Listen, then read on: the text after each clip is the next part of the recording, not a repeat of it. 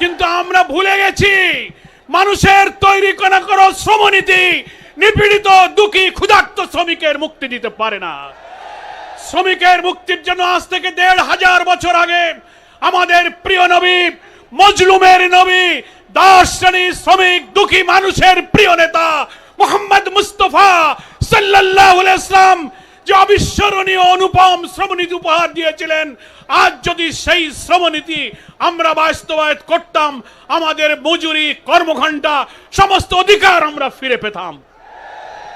মঞ্চে উপস্থিত বাংলাদেশ জামাত ইসলামীর সম্মানিত সহকারী সেক্রেটারি জেনারেল মাওলানা রফিকুল ইসলাম খান এমপি, নির্বাহী পরিষদের সদস্য জনাব নুরুল ইসলাম বুলবুল এমপি, নির্বাহী পরিষদের সদস্য জননেতা সেলিম উদ্দিন ভাই সহ নেতৃবৃন্দ, সাংবাদিক বন্ধুগণ, আমার প্রিয় আজকের এই দক্ষিণ গেটের জমায়েতে উপস্থিত শ্রমিক কর্মচারী ভাই ও বোনেরা, প্রতি বছরের ১ মে আমরা আন্তর্জাতিক শ্রমিক দিবস পালন করি। কি জন্য করি?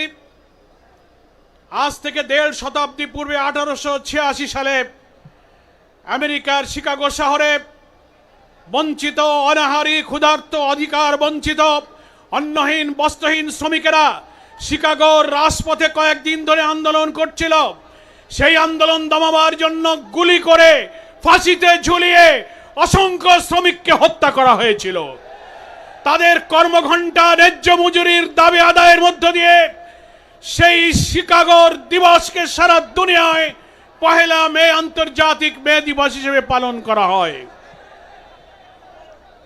সংগ্রামী ভাইরা আমার, আজকে আন্তর্জাতিক এই শ্রমিক দিবস উপলক্ষে বাংলাদেশ এবং সারা দুনিয়ায় বিভিন্ন শ্রমিক সংগঠন, সংস্থা, আন্তর্জাতিক সংস্থা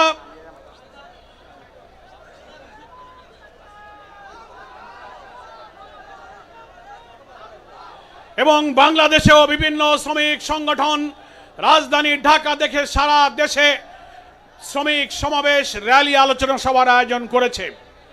আমরা বাংলাদেশ শ্রমিক কল্যাণ ফেডারেশনের পক্ষ থেকে বাংলাদেশের শ্রমিক রাজনীতিতে ট্রেড ইউনিয়নের এক নতুন ধারা তৈরি করতে সক্ষম হয়েছি।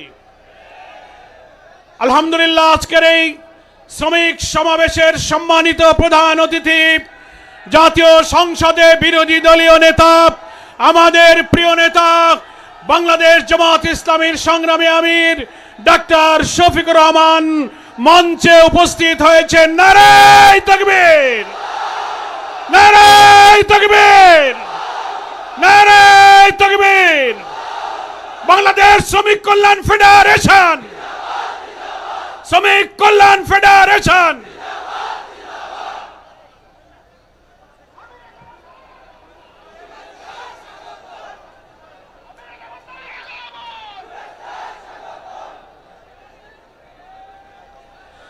সংগ্রামী শ্রমিক জনতা, আজ থেকে ১.৫ শতাব্দী পূর্বে শ্রমিকরা অধিকারের জন্য যে রক্ত দিয়েছিল, নিহত হয়েছিল, ফাঁসিতে ঝুলেছিল, ৮ ঘন্টা কর্মঘণ্টা, ন্যায্য মজুরি, তাদের বৈষম্যহীনতার জন্য তাদের যে আন্দোলন, কিন্তু সেই দিনকে আমরা সারা দুনিয়া আজকে স্মরণ করি। আন্তর্জাতিকভাবে আইন হয়েছে, শ্রমমন্ত্রী হয়েছে, শ্রম দপ্তর হয়েছে, আইএলও হয়েছে, অর্ডিন্যান্স হয়েছে, আইআরও হয়েছে। আমাদের বাংলাদেশের শ্রমিকদের, দুনিয়ার শ্রমিকদের, মজলুম শ্রমিকদের মুক্তি কিন্তু আজও আসে নাই। কিন্তু আমরা ভুলে গেছি মানুষের তৈরি করা শ্রমনীতি নিপীড়িত দুঃখী ক্ষুধার্ত শ্রমিকের মুক্তি দিতে পারে না।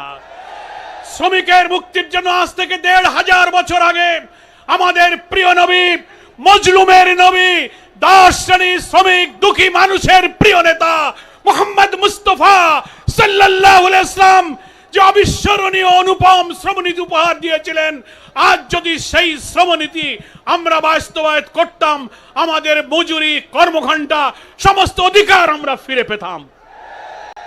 প্রিয় নবী বিদায় হজের ভাষণে, কাবার চত্বরের ঐতিহাসিক ভাষণে যে সমস্ত অধিকারের কথা তিনি দুনিয়ার মজলুমের জন্য উপহার দিয়ে গেছেন, পবিত্র হাদিস গ্রন্থে সেগুলো বিস্তারিত বলা হয়েছে।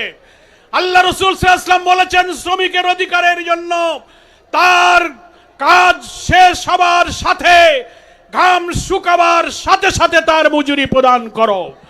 মজুরির পরিমাণ নির্ধারণের জন্য আজকে আমরা 10,000, 20,000, 25,000 টাকার পে স্কেলের কথা বলি, ন্যূনতম মজুরি। আমার প্রিয় নবী বলেছেন সমকালীন বাজার চাহিদা, মানুষের প্রয়োজন মেটাবার জন্য মালিক যা খাবে পড়বে, শ্রমিকও যেন তাই খাইতে পারে পড়তে পারে, ওই পরিমাণ মজুরি দিতে হবে। দুনিয়ার কোন শ্রমনীতি, সমাজতন্ত্র, পুঁজিবাদ, ধর্মনিরপেক্ষতা, জাতীয়তাবাদ, কোন শ্রমনীতিতে শ্রমিকের এই উন্নত মজুরির কথা বলা হয়নি। মালিক যা খাবে পড়বে, শ্রমিকও যেন তাই খাইতে পারে পড়তে পারে। আজকের বাজার মূল্যে যদি সেই স্ট্যান্ডার্ডকে ধরে মজুরি নির্ধারণ করা হতো, আজকে কি শ্রমিকের কপালে কোনো দুঃখ থাকতো? 1968 সালে শ্রমিক কল্যাণ ফেডারেশনের জন্ম, তারও আগে এই দেশে 60-এর দশকে বামপন্থী কমিউনিস্টরা শ্রমিক ময়দান দখল করার জন্য লাল পতাকা তুলে ধরো, সমাজতন্ত্র কায়েম করো। তারা বলেছিল trade union is the school of communism. 68 সালে শ্রমিক কল্যাণের প্রতিষ্ঠা করে এদেশের শ্রমিক নেতারা শ্রমিক অঙ্গনে রসুলের শ্রমনীতি বাস্তবায়নের জন্য বলেছিল। রসুলের সেই আদর্শ বাস্তবায়নের জন্য ইসলামী সমাজ প্রতিষ্ঠার সংগ্রাম আর ইসলামী শ্রমনীতির সংগ্রামকে এক অভিন্ন সংগ্রামে পরিণত করতে হবে। সাধ্যের অতিরিক্ত বোঝা চাপিও না। শ্রমিকের সাধ্যের অতিরিক্ত ডিউটি করলে তাকে অতিরিক্ত মজুরি দাও। কোম্পানিতে লাভ হলে শ্রমিককে লাভের লভ্যাংশ প্রদান করো। শ্রমিকের মৌলিক চাহিদা পূরণ, থাকা, খাওয়া, শিক্ষা, চিকিৎসার জন্য তার ন্যূনতম প্রয়োজন বাজার মূল্যে যেন সে মেটাতে পারে। আমার প্রিয় নবী সেই সব আদর্শের কথা বলেছেন। তাই বাংলাদেশ শ্রমিক কল্যাণ ফেডারেশন এই অনুপম শ্রমনীতির জন্য একটি নতুন ধারার ট্রেড ইউনিয়ন রাজনীতি শুরু করেছে। মালিক আর শ্রমিকের মধ্যে শত্রুতা নয়, সৎ মালিক সৎ শ্রমিক বন্ধু হয়ে উৎপাদন অর্থনীতির চাকা ঠিক রাখবে, আবার শ্রমিকের প্রয়োজন পূরণ করার ন্যায্য মজুরি তারা অর্জন করবে। শ্রমিক সৎ থেকে ডিউটিতে ফাঁকি দেবে না, কারখানা অর্থনীতি চালু রাখবে। আবার মালিকও শ্রমিকের ন্যায্য মজুরি না দিয়ে শ্রমিককে ঠকাবে না। উভয়ের মধ্যে সততার ভিত্তিতে সম্পর্ক। বামপন্থী কমিউনিস্টরা বলে শ্রেণী সংগ্রাম হচ্ছে পৃথিবীর ইতিহাস, ক্লাস স্ট্রাগলের কথা বলেন। শ্রমিক কল্যাণ ফেডারেশন নতুন ধারায় বলে না, শ্রেণী সংগ্রাম নয়, সত্য মিথ্যার দ্বন্দ্বই হচ্ছে পৃথিবীর ইতিহাস। তাই আসুন, বাংলাদেশের কল কারখানা প্রত্যেকটি ট্রেডে পেশায় আজ শ্রমিক কল্যাণ, হাজারের উপরে নতুন ট্রেড ইউনিয়ন তৈরি হয়েছে। পরিবহন, রিক্সা, রাস্তাঘাটে যত পেশা আছে, কৃষি, রেল, বন্দর, পাটকল, সুতাকল, চিনিকল, যত পেশা তত ট্রেড ইউনিয়ন গড়ে তুলে আমরা শ্রমিক সমাজকে আদর্শ, চরিত্র, নৈতিকতা শিক্ষা দেব। আর ইসলামী সমাজ কল্যাণ রাষ্ট্র প্রতিষ্ঠার মধ্য দিয়ে ইসলামী শ্রমনীতির সংগ্রামকে এগিয়ে যাব।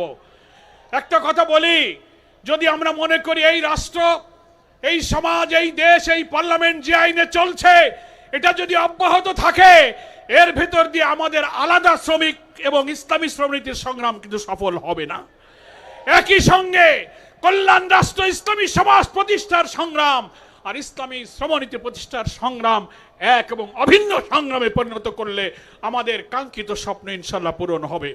সকলকে ধন্যবাদ জানিয়ে বিকাশমান, অগ্রসরমান শ্রমিক কল্যাণ ফেডারেশনের এই ট্রেড ইউনিয়ন আন্দোলনকে এগিয়ে নিয়ে যাওয়ার জন্য আজকের এই মে দিবসের জমায়েতে যারা এসেছেন সকলকে আহ্বান জানিয়ে, মহান আল্লাহর শুকরিয়া জানিয়ে আমি আমার বক্তব্য শেষ করছি। আল্লাহ হাফেজ। বাংলাদেশ জিন্দাবাদ। শ্রমিক কল্যাণ ফেডারেশন